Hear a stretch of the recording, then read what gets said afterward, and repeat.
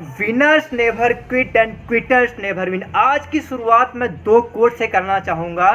जीतने वाला कभी क्विट नहीं करता और क्विट करने वाला कभी जीतता नहीं है। It is impossible to do until it is done. असंभव लगता है जब तक कोई काम हुआ नहीं रहता है। मैं आपको स्टोरी बताता हूँ। 52 सेकेंड 100 मीटर दौड़ने का वर्ल्ड रिकॉर्ड था। ये इम्पॉसिबल लगता था कि इससे कम में कोई कर ही नहीं सकता था। जब उसी व्यक्ति ने जिसने 52 सेकेंड का वर्ल्ड रिकॉर्ड बनाया था 51 सेकेंड में कर डाला। दुनिया का यार किया जा सकता है। It is possible to do.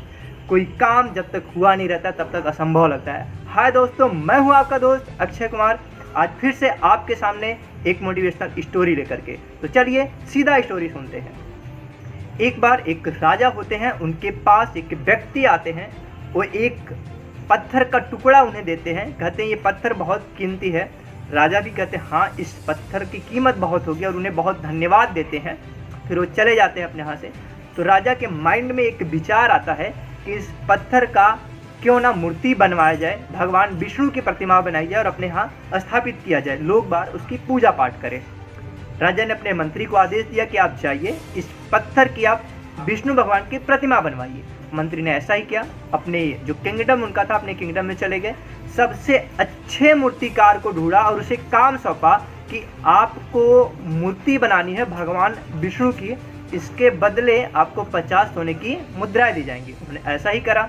50 सोने की मुद्राएं के लिए उसने पहली हथौड़ी की चोट मारी, छीनी हथौड़ी से चोट मारी उस पत्थर के टुकड़े पे, कोई फर्क नहीं पड़ा। दूसरी भी चोट मारी, कोई फर्क नहीं पड़ा। तीसरी में भी कोई फर्क नहीं पड़ा। ऐसे ही 50 चोट उसने मारी, कोई फर्क नहीं पड़ा। अंततः हार मान के राजा के पास जाता है, उस मंत्री के पास जाता है। कहता है इस पत्थर को मूर्ति में ढालना असंभव है, इस पत्थर से मूर्ति बनाया ही नहीं जा सकता है।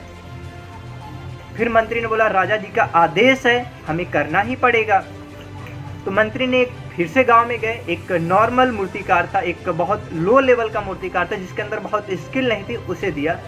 जैसे उसने पहली चोट मारी, उस पहली ही चोट में वो पत्थर टूट गया और उस पत्थर से उसने मूर्ति बनाने का काम शुरू कर दिया। और मैं आपको बता दूं, मूर्ति भी बन के तैयार होगी। उस व्यक्ति को 50 सोने की मुद्राएं भी दी गई। वो मंत्री मन में सोच रहा था यदि वो व्यक्ति जिसने क्विट कर दिया था 50 चोट में ही यदि वो एक चोट और करता तो उसे ही 50 सोने की मुद्रा दी होती। दोस्तों होता ऐसा है, हम बहुत बार को किसी चीज़ को प्रयास करते हैं। इस कहानी से हमें छोटी सीख यही मिलती है कि हम बहुत बार प्रयास करते हैं, हमें लगता है कि अब ये नहीं हो सकता, आप क्विट कर देते हैं।